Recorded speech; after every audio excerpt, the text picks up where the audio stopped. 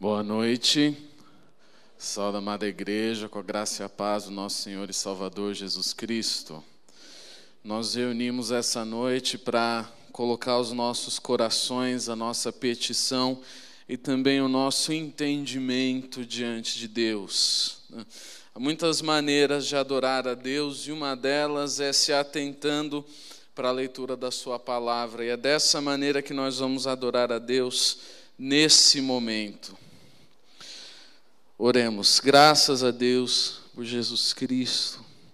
E eu peço que nesse momento, Senhor, pelo poder que há no nome de Jesus, que seja renovada, restaurada e acrescida a nossa fé. Pois nossa fé muitas vezes tem sido pequena, Deus, ao ver uma nuvem do tamanho da mão de um homem, ou talvez de ver apenas uma semente caindo na terra, não conseguimos ver a tua realidade espiritual. Aumenta a nossa fé, Deus, a fé no teu poder, a fé nos teus milagres, a fé neste momento especialmente. Fé na tua palavra, no nome de Jesus Cristo. E que com os nossos pecados perdoados pelo sangue de Jesus, o Espírito Santo esteja entre nós, nos ensinando quanto a tudo que o Senhor quer que nós aprendamos essa noite, em nome de Jesus. Amém. Essa noite nós vamos fazer uma meditação sobre o texto que está no Evangelho de Marcos, no capítulo 1, a partir do versículo 40.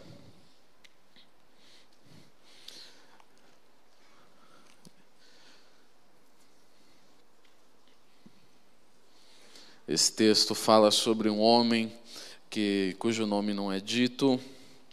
A gente chama ele carinhosamente de leproso, talvez não tão carinhosamente assim, né? Mas chega uma hora que ele vira um ex-leproso, que é uma coisa muito bonita.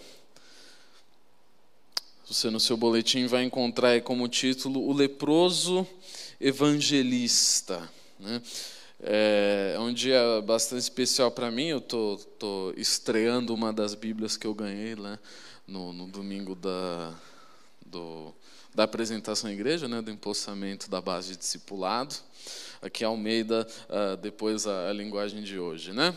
Então, é um dia marcante e é um texto muito marcante também por causa das palavras de Jesus. Então, fica atento aí. Algumas Bíblias têm um negócio bonito que as palavras de Jesus estão em letra vermelha. Não quer dizer que são mais importantes, que Jesus falou, Moisés falou, Paulo falou, tudo é inspirado por Deus. Mas preste atenção aí nesse texto, nas palavras de Jesus, a partir do versículo 40.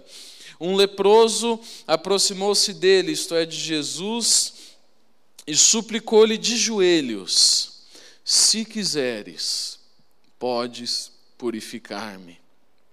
Cheio de compaixão, Jesus estendeu a mão, tocou nele e disse: quero, seja purificado. Imediatamente a lepra o deixou e ele foi purificado. Em seguida, Jesus o despediu com uma severa advertência: olhe, não conte isso a ninguém, mas vá mostrar-se ao sacerdote, ofereça pela sua purificação os sacrifícios que Moisés ordenou, para que sirva de testemunho. Ele, porém, saiu e começou a tornar público o fato, espalhando a notícia. Por isso Jesus não podia mais entrar publicamente em nenhuma cidade, mas ficava fora em lugares solitários. Todavia, assim mesmo, vinha a ele gente de todas as partes. Essa é uma história muito preciosa, e com a bênção de Deus que a gente possa ter uma reflexão profunda sobre as palavras de Jesus nesse texto. É um texto tão simples, você tem um pequeno diálogo, você só tem duas pessoas, você não tem uma trama de novela cheia de intrigas e contextos e subtextos e versões e subversões. Você tem uma pessoa que chega para Jesus e fala: Jesus, tende misericórdia aqui de mim. E aí Jesus fala: eu tenho misericórdia sim. E a partir disso, os resultados desse diálogo. A primeira atitude que nós podemos observar nesse texto, e a gente vai olhar para esse texto com cuidado, com carinho, é que o leproso se prostra em atitude de humildade e ainda de humilhação diante de Jesus. Isso é muito interessante porque humilhação é exatamente aquilo que Jesus passou no nosso lugar. Aquele leproso talvez não fosse um grande teólogo, talvez não tivesse contextos muito desenvolvidos sobre a pessoa de Jesus. Algumas pessoas acreditavam que Jesus era um líder militar, outras que era um líder político. Não dá para saber se esse leproso sabia que Jesus era o Filho de Deus, mas o leproso sabia que Jesus tinha poder, porque Jesus ia nas sinagogas, pregava com autoridade e expulsava demônios. Esse leproso, muito inteligente, olhou para aquilo e falou: se esse homem tem poder, eu vou pedir a misericórdia dele, quem sabe ele me cura. Vê que o leproso fala para Jesus: se o Senhor quiser, bem podes me limpar. Ele não questiona Jesus. Jesus, será que você poderia me limpar? Será que você poderia me purificar do meu pecado? Será mesmo, Jesus, que você pode me perdoar, tendo eu pecado mais essa outra vez? O leproso não questiona nada disso. Ele sabe que Jesus pode, porque ele viu Jesus pregando, expulsando o demônio, sabe que ele tem poder. O leproso fala: Jesus, se o Senhor quiser, eu sei que o Senhor pode me purificar. E esse leproso, por alguma razão, mostra que conhece Jesus, porque ele apela para aquilo em Jesus que faz Jesus responder. Jesus não vai responder a qualquer coisa. As pessoas provocam Jesus o tempo inteiro, ficam tentando pegar Jesus na picuinha. Ô Jesus, aquela mulher lá casou com 7 homens. Toda vez que casava com alguém, esse homem morria. Essa era um tipo de viúva negra. Aí depois ressuscitou, foi para o céu. Ela vai ser esposa dos 7 maridos que teve na terra. Jesus não dá atenção para esse tipo de pessoa. Esse tipo de pessoas, Jesus fala: no céu não tem isso não tem casamento no céu, o que vocês estão falando aí? Mas chega alguém para Jesus e apela para a compaixão dele e fala: Jesus, se o Senhor quiser, eu sei que você pode me purificar. Diante disso, Jesus não responde outra coisa senão: eu quero, Senhor, realmente quero te purificar. E aí purifica na mesma hora. Essa atitude de humildade, na verdade de humilhação diante de Jesus, é muito semelhante à atitude do próprio Jesus, como está descrita na carta de Paulo aos Filipenses, no capítulo 2, a partir do versículo 5. Vocês podem abrir aí nas suas Bíblias, Filipenses 2, a partir do versículo 5.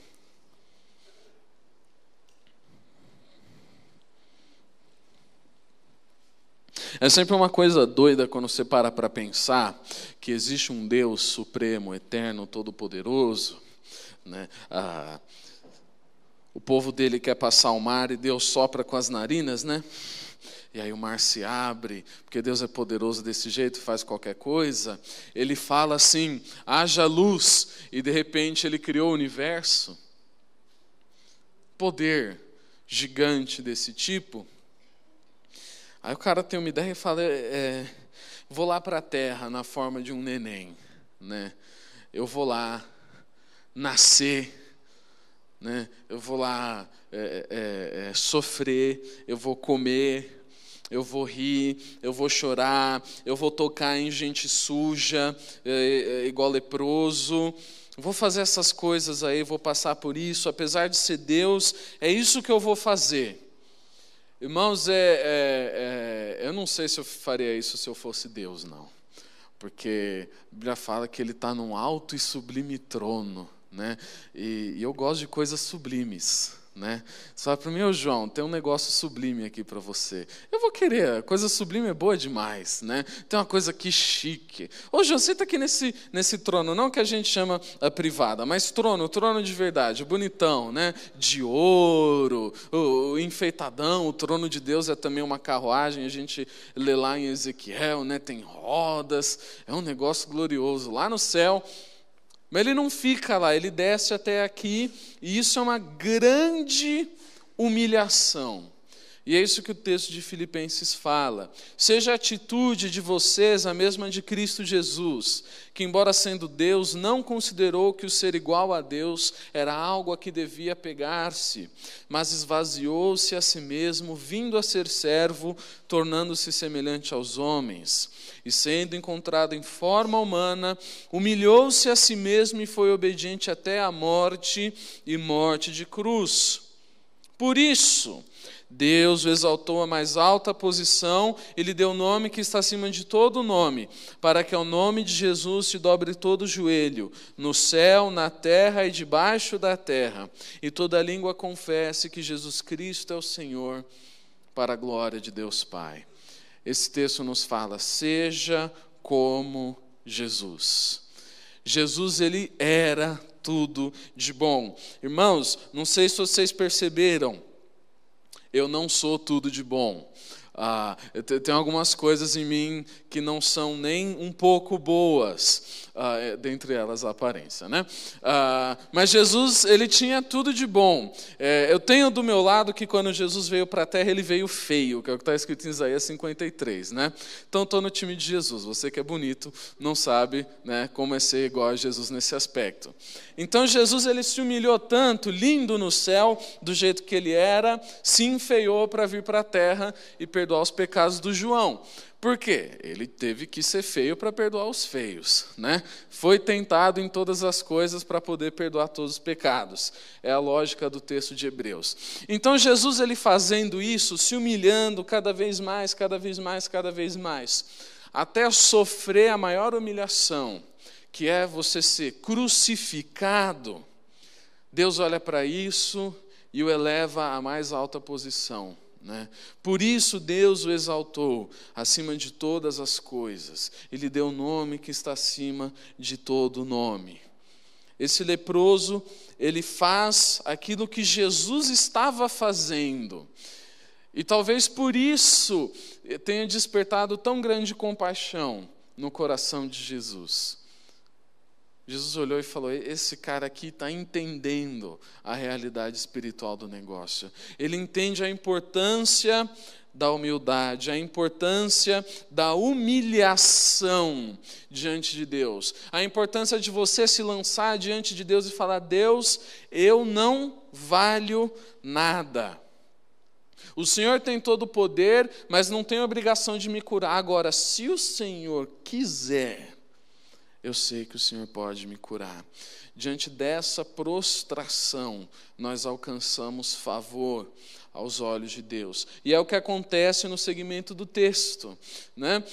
Cheio de compaixão, versículo 41, Jesus estendeu a mão, tocou nele e disse, eu quero.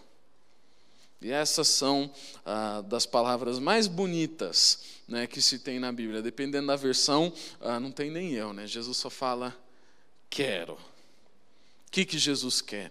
Quer curar você. A compaixão de Jesus é algo que vai aparecer muito recorrentemente em todos os evangelhos, né? Jesus não ficava assistindo o sofrimento das pessoas. Ele se compadecia, ele sofria junto com elas. A compaixão de Jesus é o cumprimento da palavra que está escrita em Lamentações de Jeremias, no capítulo 3, a partir do versículo 31. Vamos abrir aí em Lamentações. Lamentações de Jeremias vem depois do livro de Jeremias. Então você acha um, você acha o outro.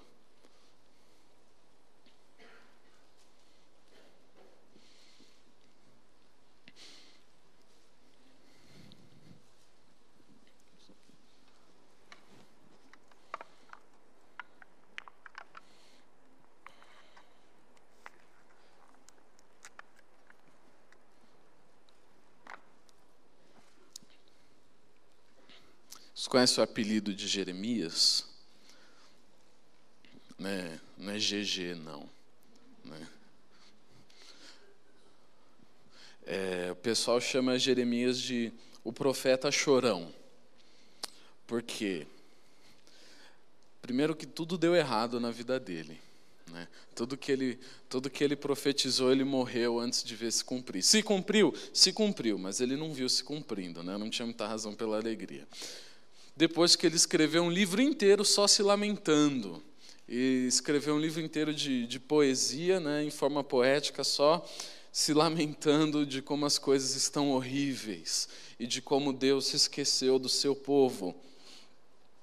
Mas diante desse suposto esquecimento de Deus, Jeremias tem essa iluminação do Espírito, né? Ele fala o seguinte: o Senhor não o desprezará para sempre, embora ele traga tristeza, mostrará compaixão tão grande ao seu amor infalível, porque não é do seu agrado trazer aflição e tristeza aos filhos dos homens. Não é do agrado de Deus trazer aflição e tristeza aos filhos dos homens. Não quer dizer que Deus não o faça. Deus o faz, embora ele traga a tristeza atrás de fato, mas além disso ele mostra compaixão. O texto bíblico ele é muito claro. Nós somos pecadores, merecemos a morte e o inferno. Deus tem o direito de nos punir, não apenas o direito, mas o dever, porque é uma lei espiritual, que o pecado gera a morte. E Deus coloca essa morte sobre a pessoa de Jesus Cristo, exatamente porque Ele não tem prazer em trazer aflição e tristeza aos filhos dos homens. O que acontece nesse texto?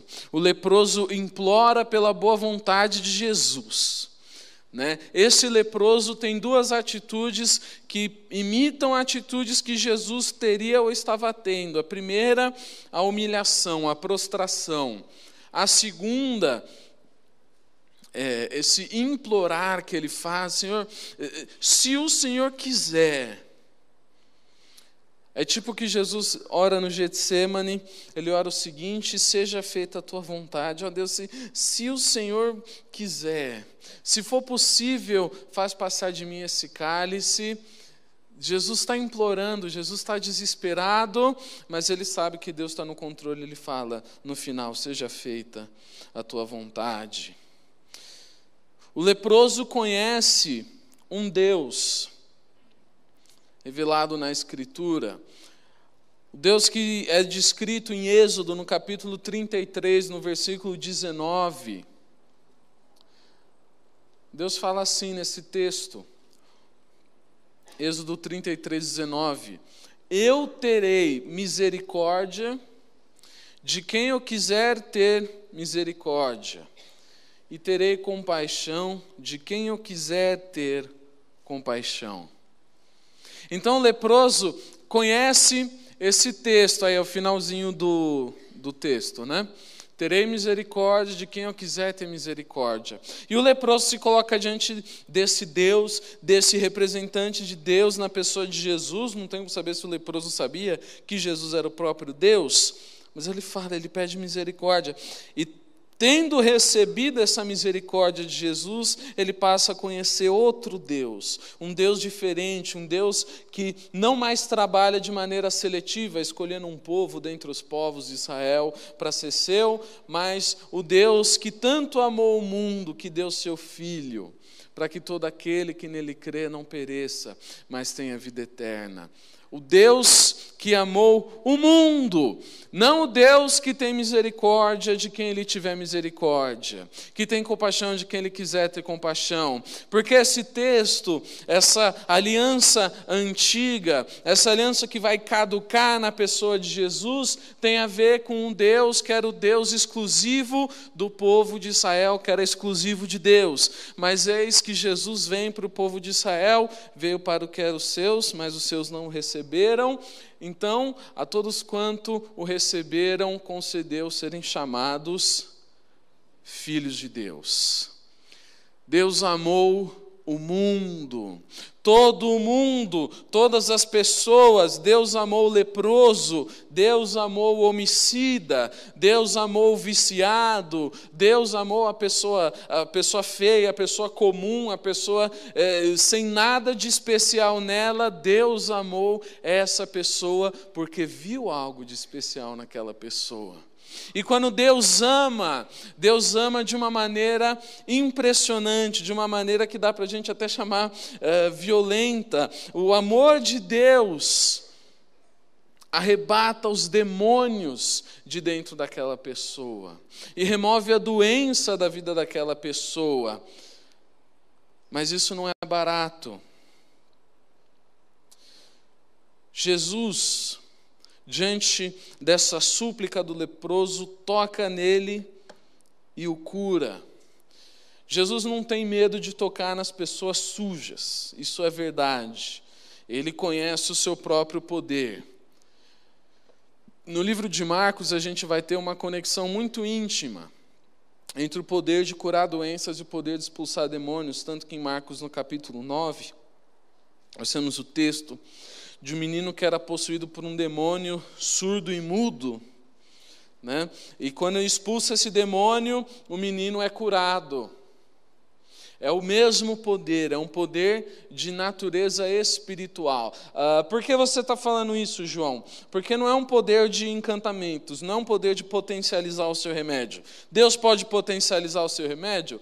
Deus pode. Você pode estar com uma doença bruta, câncer, aí você toma uma aspirina, você fica bom pelo poder de Deus. Isso é possível? Deus pode fazer qualquer coisa, né? Ele faz tudo, mas não é um poder que age sobre o remédio, é um poder que age sobre o mundo espiritual. Então ele pega a sua doença e ele tira. E ele não precisa de nenhum meio para tirar aquela doença de você. Ele não precisa de ocasião. Deus tira porque ele quer.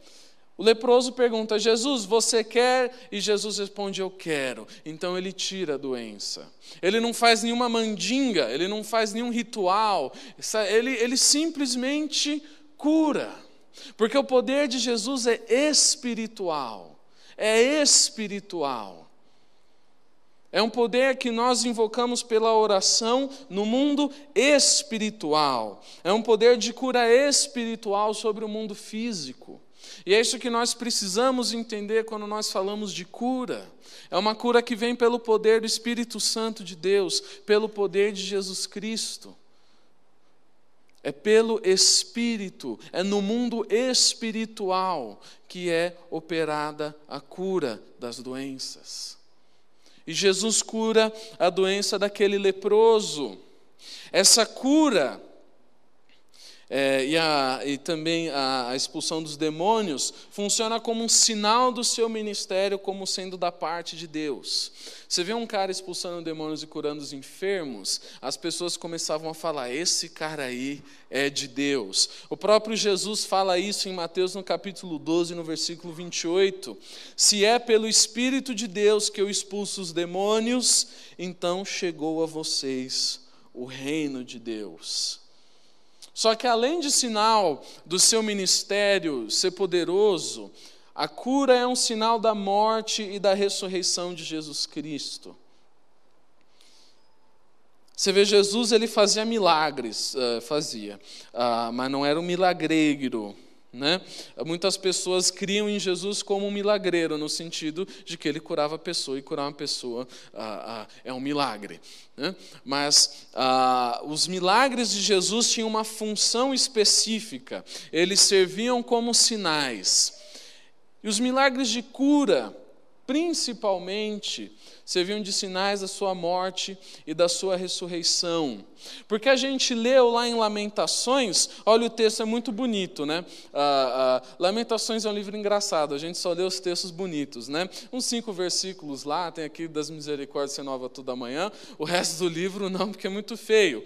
Depois você chega lá em sua casa, você lê, talvez você fique bolado, mas o Espírito fale com você do mesmo jeito, né? Às vezes a gente precisa ficar bolado para o Espírito falar que a gente está feliz demais para entender o que Deus quer falar para nós. Então, depois chega em casa e lê Lamentações. O que a gente leu aqui de Lamentações é o seguinte: não é do seu agrado, não é do agrado de Deus, trazer aflição e tristeza aos filhos dos homens. Mas existe um texto na Bíblia, um texto que fala muito sobre a pessoa de Jesus. Na verdade, quando nós falamos de Jesus no Antigo Testamento, esse é provavelmente o texto mais claro da pessoa de Jesus, que é o texto de Isaías 53.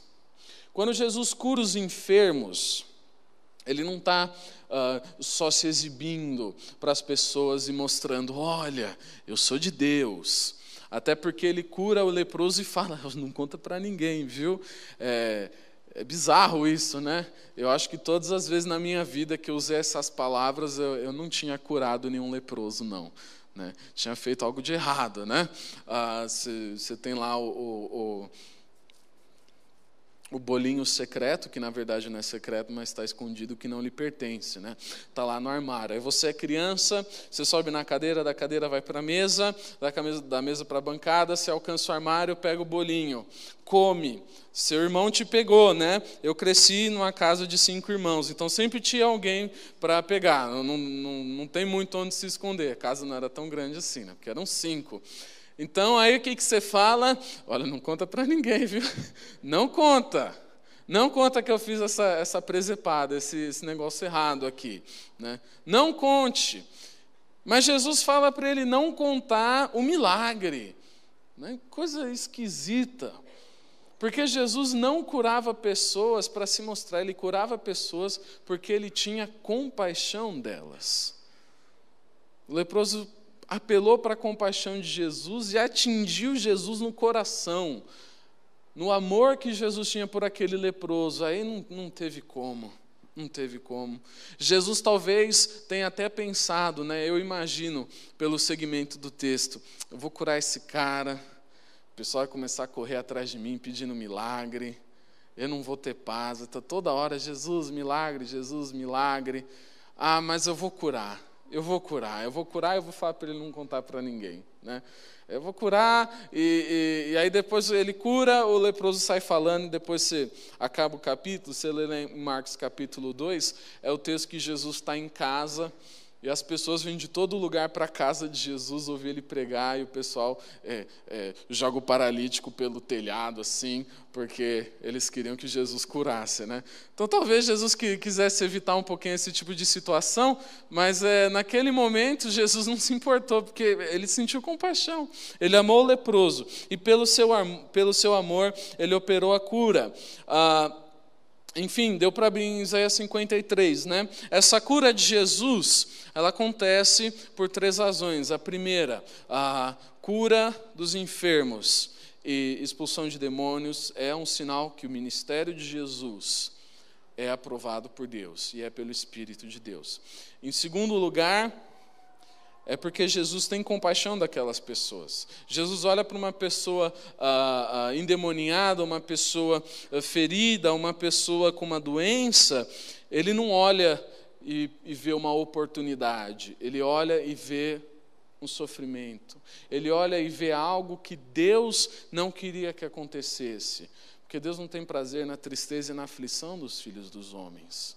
Ele olha para aquilo e ele pensa lá no jardim do Éden, e ele sabe que no jardim do Éden não existe leproso, não existe paralítico, não existe endemoniado, não existe nenhuma dessas coisas.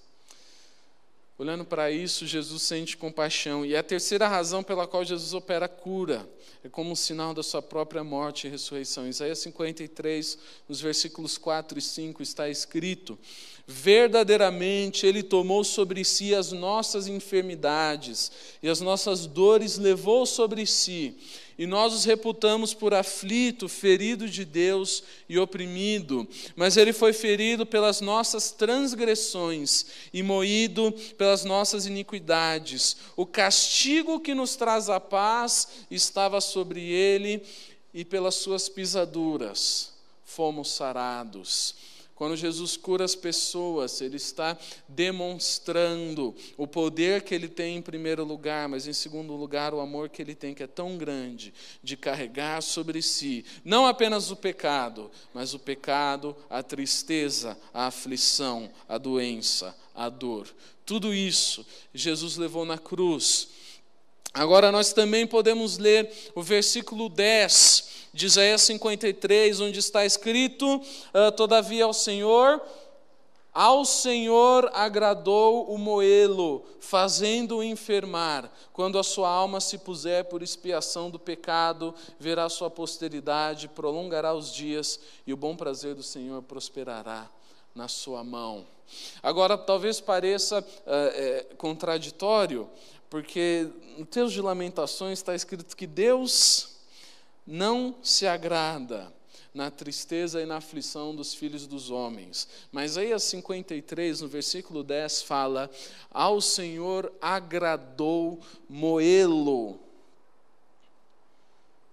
porquanto ele foi expiação pelos pecados. Que Deus é esse? Esse é um Deus que se agrada ou não se agrada do sofrimento do homem. Em um momento da história, na plenitude dos tempos, Deus se agrada, presta atenção, Deus se agrada dos sofrimentos de Jesus, porque por meio dos sofrimentos de Jesus, o homem não precisaria mais sofrer. Sobre Jesus Cristo foram as feridas para que nós fôssemos sarados. Então a tristeza e a aflição que estava sobre mim e estava sobre você foi colocada sobre Jesus.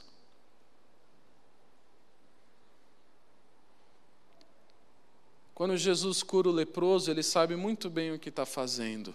Jesus está assumindo aquela lepra. Porque a lepra, a doença, a morte, a dor é resultado do nosso pecado.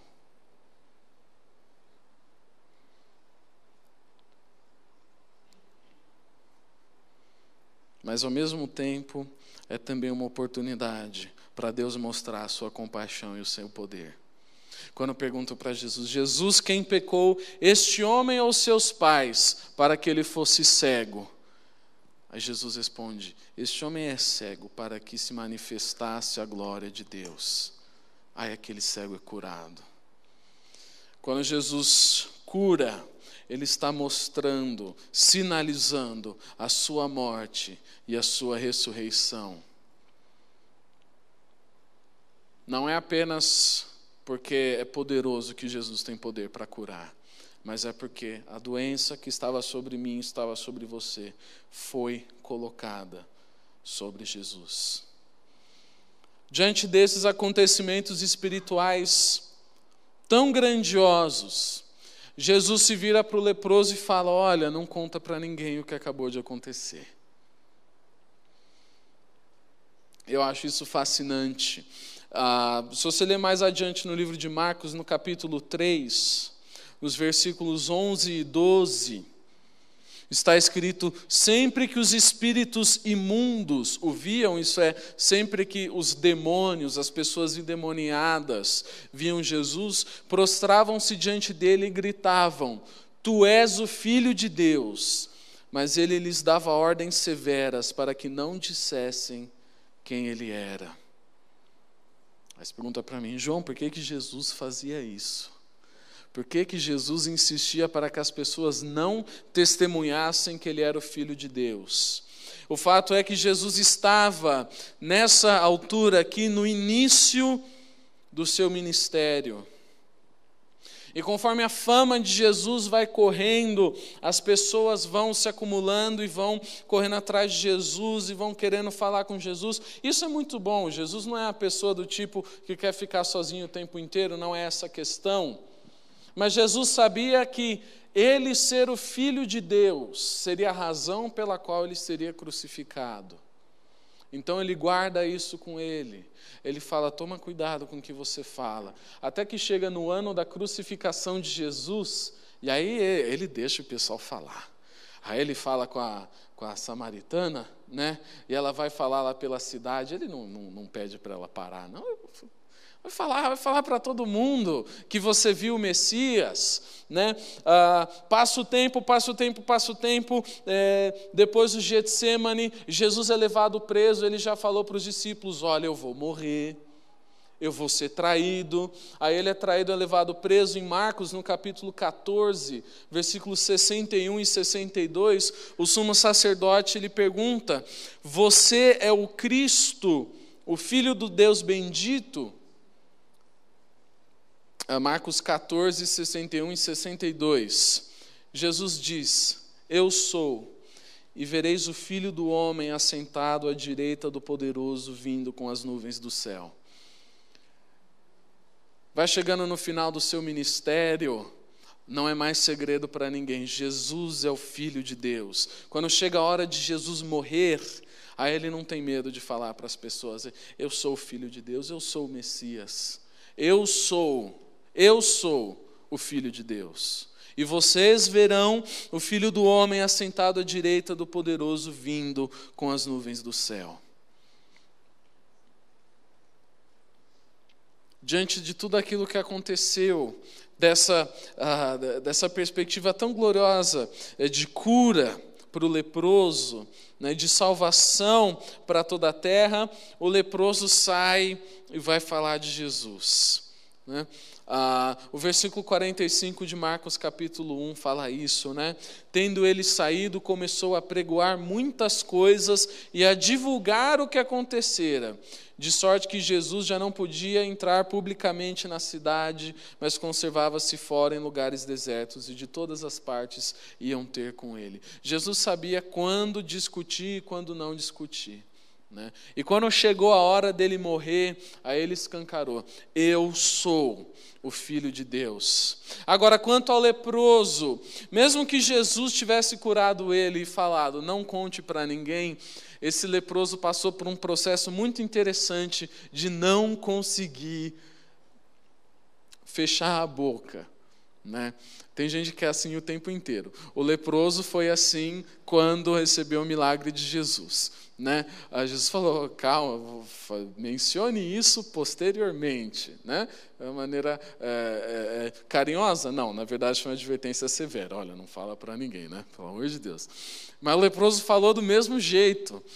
Isso me lembra do texto de Atos, no capítulo 4, versículo 20, quando o pessoal está falando para Pedro e João, olha, vocês estão atiçando o povo falando de Jesus, vocês estão causando problemas na sociedade. E eles respondem, mas nós não podemos deixar de falar do que vimos e ouvimos. A gente pode obedecer os homens que falam para a gente não falar, ou a gente pode obedecer a Deus. Nesse texto aqui, Pedro e João, no texto de Atos capítulo 4, eles tinham uma comissão de Jesus de falar. Mas não apenas eles estavam fazendo isso por obediência, mas eles não conseguiam deixar de falar o que eles viam e ouviam. Meu irmão, quando você vê um milagre, é uma coisa que você vai querer falar. Okay? É um tópico de conversa tão gostoso, tem tanta coisa ruim acontecendo no mundo, no Brasil, essa instabilidade política, ninguém sabe o que vem por aí, está tudo muito esquisito, as pessoas só falam de coisa ruim. Se acontece um milagre na sua vida, você vai querer falar disso. Se você acredita realmente no poder de Deus, e se você vive o poder de Deus, você vai querer falar disso. Na medida em que nós temos a alegria da cura, a alegria da salvação, nós queremos falar disso. E se cumpre a palavra, não podemos deixar de falar o que vimos e o que ouvimos. Aquele leproso, muito provavelmente, não sabia muita coisa sobre Jesus. O que ele podia saber é que ele ensinava com autoridade e expulsava demônios. Mas naquilo que ele interagiu com Jesus, ele conheceu um Deus diferente, um Deus que amou o mundo, um Deus que cura por compaixão, um Deus que se importa.